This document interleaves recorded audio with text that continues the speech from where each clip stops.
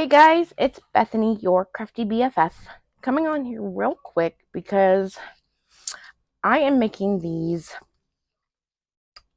KSCraft cassette tape die. I'm making them into shakers, and holy cow, was it complicated.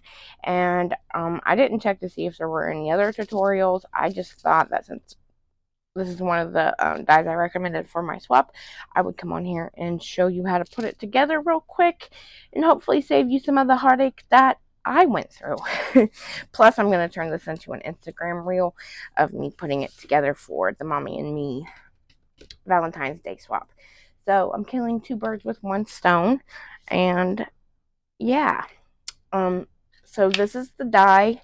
These are all the pieces that comes with it. Uh, okay, so I always cut out the base of an embellishment, especially a shaker embellishment, with 110-pound cardstock. You could always use 65-pound if you just don't have it. But so this main piece of the die right here, you want to cut out in just a colored cardstock, and then you want to cut it out in your designer paper as well. Reagan, I'm recording. Please be quiet. This top section is what I'm calling this part. You need your designer paper layer, and then you need a foam layer. I think it looks better if you add foam to this bottom section as well. Yes, you can say hi. Reagan says hi, everyone. Now let me get back to the tutorial, please. I think it looks better when you cut this bottom section out in foam as well, just to give both just that extra dimension for the cassette tape. So cut this bottom section out in foam and designer paper as well. Then you're going to want to cut out your tape wheels. I'm using gold foil cardstock, but if you wanted a more traditional look, I would just go for some black cardstock. And then I cut out the little, I'm calling these the rings, which is this piece here. I cut them out in gold foil cardstock as well. And then you're going to need the window piece, this one right here. You're going to cut that one out, and you're going to cut two of these out, okay? That way you have this clear look. You could technically, if you didn't want the clear look of the shaker to see all the way through, you could just cut this out once in acetate and once in cardstock, but I think it looks more realistic with two of the windows cut out in acetate. So let's go ahead and put this thing together, because like I said, it was like, I've been crafting for a couple years now, and I've had this die. I haven't put it together in a long time, and it's probably because of how complicated it was. I forgot how many steps there were, and you got to like put it in the right order so it looks right and all that jazz. So you're gonna need some glue, you're gonna need a sequence mix and a little spoon, and I recommend tweezers for these little pieces. So you're gonna start with your plain colored cardstock layer of the tape, and we're going to glue one of the acetate windows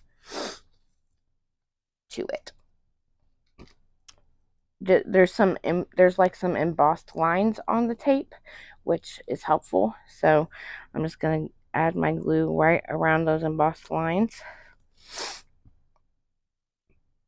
I'm trying to do this quickly, but also not make a mess either.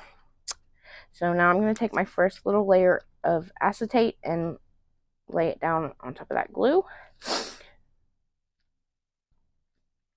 And then second, we're going to take our tape wheels and we're going to glue them down. I've just been adding just a little bit of glue right here and making sure we line up those little spiky things, which is kind of hard to do sometimes. I put the big wheel on the left and the smaller one on the right.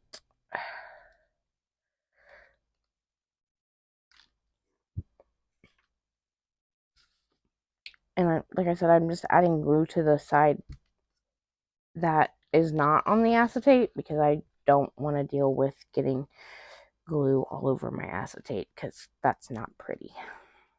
Or all over my foil cardstock. That's a pain in the butt too. So there's that. I'm going to add a little bit of glue down here too, so that, and right here, so that that lays down a little better. There we go. Now we can glue down the designer paper layer like so. So I'm just going to add my glue.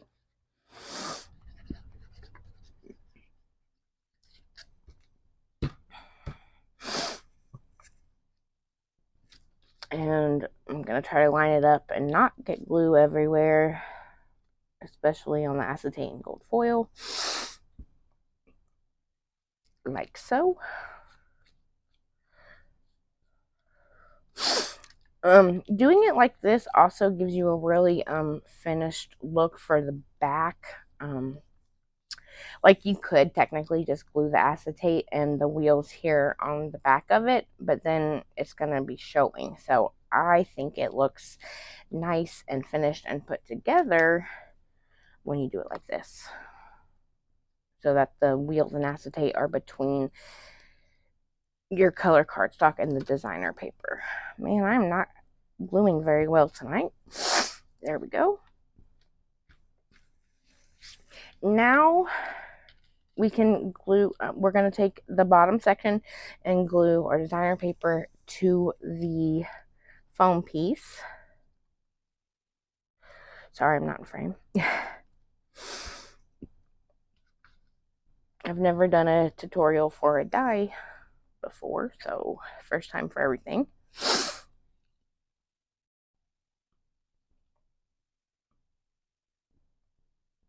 Make sure those are nice and lined up, and there we go. And then for your top section, this is where your other piece of acetate's gonna go. Okay, so it's gonna go between the foam and your designer paper layer. So I'm going to add my glue. Hold on, let me sit for this part. I'm going to add the glue carefully just around the outside edge of the window.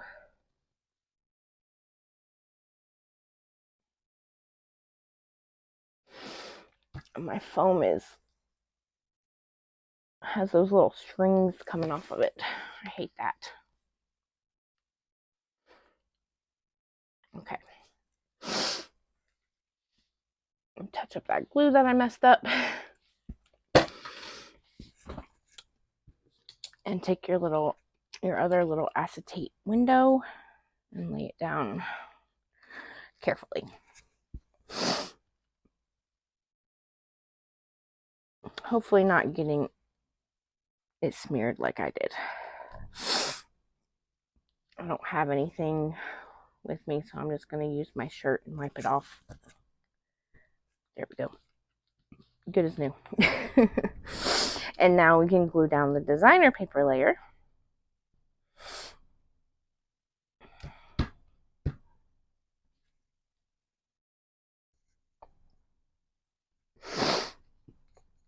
Again, trying not to get that glue on the acetate, but it is there. Luckily, it's barely arts, and it will eventually dry clear, so I'm not super worried about it. Sometimes it takes like 24 hours, but it will dry completely clear. Okay. And now for these little rings, you're going to glue those down to the base of the embellishment.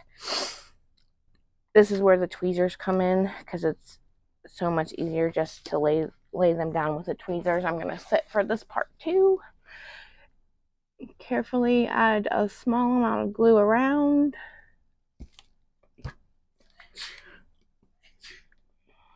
Pick up my piece with my tweezers. And I'm going to lay it down, lining up those little spikies once again. So there's our first one. Add a small amount of glue.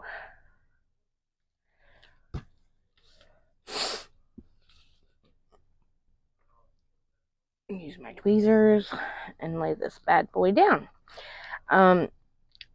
So because like there's two collections I know of for sure that have these cassette tapes in them. For one being the Simple Stories Happy Hearts that I'm using right now. And it's also in All Heart by Crepe Paper, which I made a couple of these for one of my Valentine's swap partners who wanted me to use All Heart. So, but like it's been like a month since I made them, I think. So, anyways, there's that part. And so it's a really cute die to have, especially to use with those collections, but you can use it anytime, you know. It's a cute little shaker embellishment. So now I'm just adding my glue to my bottom section. And I'm going to line up these holes. And glue that on. It looks like I got some glue on my paper too. So let me get my adhesive eraser. Erase that real quick like. But also not mess up my lining up the holes. I can't stand that when I get adhesive all over everything, especially my designer paper. Okay, so now we have this and we have our window ready to go. I don't recommend big sequins for this embellishment. I would stick, like I have a lot of diamond dots in here and the small seed beads, and I wouldn't recommend anything over like a 3mm sequins. I think some of these are 4, but in an ideal world where I'm not short on sequins, they would just definitely be some smaller sequins in my mix. So, like I said, I'm going to mostly get these seed beads and diamond dots because it's such a small little window. And I'm only going to add them to this middle part of the window so that they'll all sit in there and not go everywhere while I'm trying to glue it down. So give me just a second. Like I said, I'm just putting it right there in the middle window. These little shaker balls want to fall out anyways.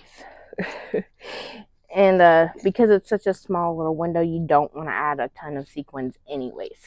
Look at that, I'm making a mess. Okay, those are out. out. And now I'm going to sit while I carefully, around this embossed line on the paper that you probably can't see, I'm going to add my glue. No, actually, no, I'm not going to do that. I'm going to add my glue to the back of my foam. Because, that is going to work way better than trying to glue it while those sequins are sitting on there.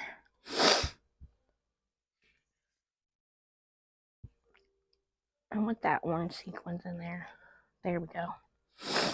Okay. So I got my glue on my foam, and there are, again, embossed lines where this should be lined up. So I'm going to line those up and press down.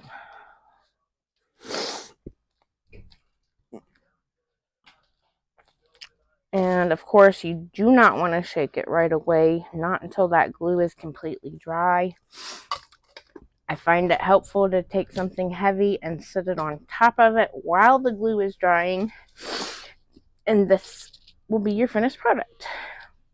It's dimensional, it's a shaker, it's cute, and it looks nice and finished on the back. There's no, pieces, like those wheels aren't back here.